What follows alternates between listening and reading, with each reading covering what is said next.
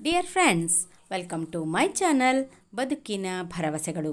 ಬಸವಣ್ಣನವರ ವಚನಗಳ ಓದು ಮತ್ತು ಅರ್ಥ ವಿಶ್ಲೇಷಣೆಯೊಂದಿಗೆ ನಾನು ನಿಮ್ಮೊಂದಿಗೆ ನಿಮ್ಮ ಪರಿಮಳ. ವಚನ: ಬೆಲ್ಲವ ತಿಂದ ಕೋಡಗನಂತೆ ಸಿಹಿಯ ನೆನೆಯದಿರ ಮನವೇ. ಬೆಲ್ಲವ ತಿಂದ ಕೋಡಗನಂತೆ ಸಿಹಿಯ ನೆನೆಯದಿರ ಮನವೇ. ಕಬ್ಬ ತಿಂದ ನರಿಯಂತೆ ಹಿಂದಕ್ಕೆಳಸದಿರ ಮನವೇ. ಕಬ್ಬ ತಿಂದ ನರಿಯಂತೆ ಹಿಂದಕ್ಕೆಳಸದಿರ ಮನವೇ.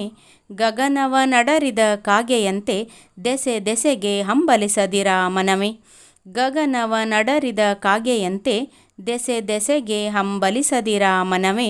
ಕೂಡಲ ಸಂಗನ ಶರಣರ ಕಂಡು ಲಿಂಗವೆಂದೇ ನಂಬು ಮನವೇ.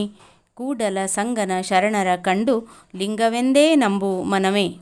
ಅರ್ಥ ಹೀಗಿದೆ.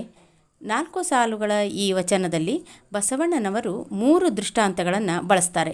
ಆ 3 ದೃಷ್ಟಾಂತಗಳನ್ನು ಮನುಷ್ಯನ ಮನಸ್ಸಿಗೆ ಹೋಲಿಸ್ತಾರೆ.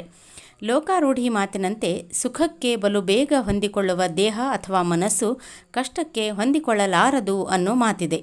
ಅದರಂತೆ ಬಸವಣ್ಣನವರು ಕೂಡ ಇಂತಹ ಗೊಂದಲ ಮತ್ತು ತೊಳಲಾಟದಲ್ಲಿದ್ದಾಗ ಈ ವಚನವನ್ನು ಹೇಳುವ ಮೂಲಕ ತಮ್ಮ ಮನಸ್ಸು ಮತ್ತು ದೇಹವನ್ನು ನಿಯಂತ್ರಣದಲ್ಲಿಡುವ ಪ್ರಯತ್ನವನ್ನು ಮಾಡ್ತಾರೆ ಮತ್ತು ಭಕ್ತಿಯಿಂದ ಆಚೀಚೆಗೆ ಹೋಗದಂತೆ ತಡೆ ಹಿಡಿಯುತ್ತಾರೆ.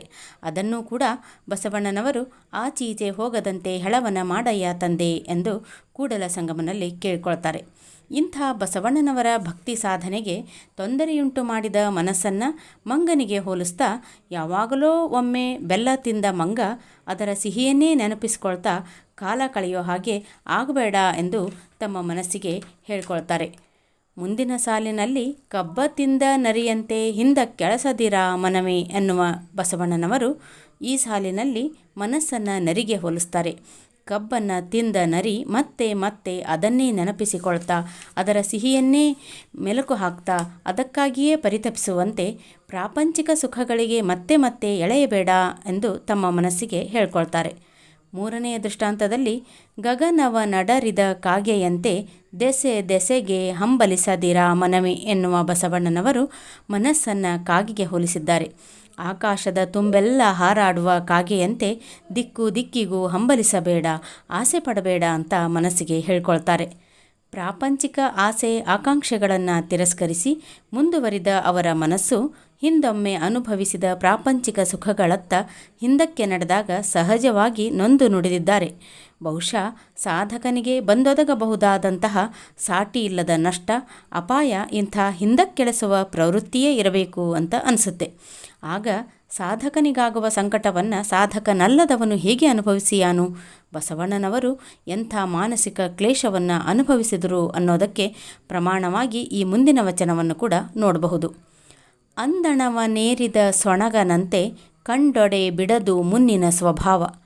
ಅಂದಣವನೇರಿದ ಸೊಣಗನಂತೆ ಕಂಡೊಡೆ ಬಿಡದು ಮುನ್ನಿನ ಸ್ವಭಾವ.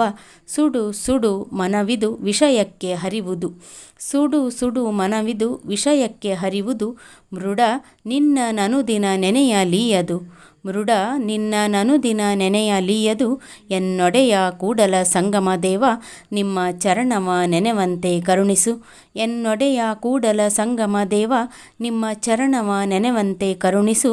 ಸೆರಗೊಡ್ಡಿ ಬೇಡುವೆ ನಿಮ್ಮ ಧರ್ಮ. ಸೆರಗೊಡ್ಡಿ ಬೇಡುವೆ ನಿಮ್ಮ ಧರ್ಮ. ಈ ಮೊದಲಿನ ಸ್ವಭಾವವನ್ನು ಬಿಡಬೇಕು ಅಂತ ಬಸವಣ್ಣನವರು ಮತ್ತೆ ಮತ್ತೆ ಪ್ರಯತ್ನ ಮಾಡ್ತಾರೆ. ಆದರೆ ಮನಸ್ಸು ಮತ್ತೆ ವಿಷಯಕ್ಕೆ ಹರಿಯುತ್ತದೆ. ಅಲೆದಾಡುವ ಮನಸ್ಸನ್ನು ಒಂದೆಡೆ ಕಟ್ಟಿಹಾಕಲು ಪ್ರಯತ್ನಿಸ್ತಾರೆ. ಅದನ್ನೇ ಬಸವಣ್ಣನವರು ಅಂದಣವನೇರಿದ ಸೊಣಗನಂತೆ ಅಂತ ಅಂತಾರೆ. ಅಂದಣವನೇರಿದ ಸೊಣಗ ಅಂದರೆ ಪಲ್ಲಕ್ಕಿಯನ್ನೇರಿದಂತಹ ನಾಯಿ. ಒಂದು ನಾಯಿಯನ್ನು ನಾವು ಪಲ್ಲಕ್ಕಿಯ ಮೇಲೆ ಕೂಡಿಸಿದ್ರೂ ಅದು ತನ್ನ ಸ್ವಭಾವವನ್ನು ಬಿಡದೆ ಕೆಳಕ್ಕೆ ಜಿಗಿಯೋ ಹಾಗೆ ಈ ಮನಸ್ಸು ಅಂದಣವನೇರಿದ ಸೊಣಗನಂತಾಗಿದೆ ಅಂತ ತಮ್ಮನ್ನು ತಾವು ವಿಮರ್ಶಿಸಿಕೊಳ್ತಾರೆ. ಬಸವಣ್ಣನವರು ಎಷ್ಟೇ ನಿಯಂತ್ರಣದಲ್ಲಿದ್ದರೂ ವಿಷಯ ಭೋಗಗಳ ಕಡೆ ಮನಸ್ಸು ಎಳೆಯುತ್ತದೆ. ಆ ವಿಷಯಗಳ ಕಡೆ ಗಮನ ಹೋದಾಗಲೆಲ್ಲ ಮನಸ್ಸು ನಿನ್ನನ್ನು ನೆನೆಯುವುದನ್ನು ಮರೆಯುತ್ತದೆ ಅಂತ ಒದ್ದಾಡ್ತಾರೆ. ಅದನ್ನು ಕೂಡ ಅವರು ಕುದುರನೇಸು ತೊಳೆದರೇನು ಕೆಸರು ಮಾಡ್ಬದೆ. ಕಂಬಳಿಯಲ್ಲಿ ಕಣಕವ ನಾದಿದಂತೆ ಕಾಣಿರೆ ಎನ್ನ ಮನ ಎಂದು ಎದೆಬಿರಿದು ಹುಯ್ಯಲಿಡ್ತಾರೆ. ಹೀಗಿರುವ ಈ ಮನಸ್ಸನ್ನು ನೀನೇ ನಿಯಂತ್ರಣದಲ್ಲಿರಿಸು, ನಿನ್ನ ಚರಣವನ್ನೇ ನೆನೆಯುವಂತೆ ಮಾಡು ದೇವ ಅಂತ ಸೆರಗೊಡ್ಡಿ ಬೇಡುವೆ ಎಂದು ಪರಿಪರಿಯಾಗಿ ಕೂಡಲ ಸಂಗಮನಲ್ಲಿ ಭಿನ್ನವಿಸಿಕೊಳ್ತಾರೆ. ಎಷ್ಟೆಷ್ಟು ಪ್ರಯತ್ನ ಪಟ್ಟರೂ ಮನಸ್ಸಿನ ಹಿಂದಿನ ವಾಸನೆಗಳನ್ನು ಕಳೆದುಕೊಳ್ಳಲು ಸ್ವಪ್ರಯತ್ನದಿಂದ ಸಾಧ್ಯ ಆಗೋದಿಲ್ಲ. ಮತ್ತೆ ಮತ್ತೆ ತಪ್ಪುಗಳಾಗ್ತಾನೇ ಇರುತ್ತವೆ. ಹಾಗಾದರೆ ಪ್ರಗತಿ ಹೇಗೆ ಸಾಧ್ಯ? ಭಕ್ತನ ಪ್ರಯತ್ನಕ್ಕೂ ಒಂದು ಮಿತಿ ಇದೆ. ಅದಕ್ಕಿಂತ ಹೆಚ್ಚಿನ ಪ್ರಯತ್ನ ಅಂದರೆ ಭಗವಂತನಲ್ಲಿ ಸಂಪೂರ್ಣವಾಗಿ ಶರಣಾಗುವುದೇ ಆಗಿದೆ.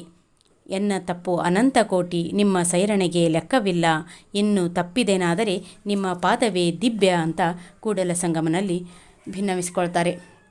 ಆತ್ಮೀಯರೇ, ಆಧ್ಯಾತ್ಮ ಸಾಧನೆಯೇ ಆಗಲಿ ಅಥವಾ ಕಲೆ, ಸಾಹಿತ್ಯ, ವಿಜ್ಞಾನ, ಶಿಕ್ಷಣದಂತಹ ಸಾಧನೆಗಳೇ ಆಗಲಿ, ಇಂದಿನ ಯುವ ಪೀಳಿಗೆ ಹಾತೊರೆಯುತ್ತಿರುವ ಅಂತಹ ಸಾಧನೆಗೆ ಪರಿಶ್ರಮ ಪಡುತ್ತಿರುವ ನಮ್ಮ ಯುವಕ ಯುವತಿಯರು ಸಾಧನೆಯ ಹಾದಿಯಲ್ಲಿದ್ದಾಗ ಬೇರೊಬ್ಬರ ಮಾತುಗಳಿಗೆ ಕಿವಿಗೊಡದೆ ತಮ್ಮನ್ನು ತಾವೇ ವಿಮರ್ಶೆ ಮಾಡಿಕೊಂಡು ಸ್ವವಿಮರ್ಶೆಯಿಂದ ತಮ್ಮ ಸಾಧನೆಯ ಕಡೆ ಗಮನ ಹರಿಸಿದರೆ ಅವರಿಗೆ ಯಶಸ್ಸು ಖಂಡಿತ ಸಿಕ್ಕೇ ಸಿಗ್ತದೆ ಅಂತ ಈ ವಚನಗಳ ಮೂಲಕ ನಾವು ಕಂಡುಕೋಬಹುದು. ಆ ಎಲ್ಲ ಯಶಸ್ಸು ತಮ್ಮದಾಗಲಿ ಅನ್ನೋ ಹಾರೈಕೆಗಳೊಂದಿಗೆ ಈ ವಚನ ವಿಶ್ಲೇಷಣೆ ತಮಗೆ ಬರಹ ರೂಪದಲ್ಲಿ ಬೇಕಾದಲ್ಲಿ ಡಿಸ್ಕ್ರಿಪ್ಷನ್ ಬಾಕ್ಸ್ನಲ್ಲಿ ಬ್ಲಾಗ್ನ ಲಿಂಕ್ ಇದೆ.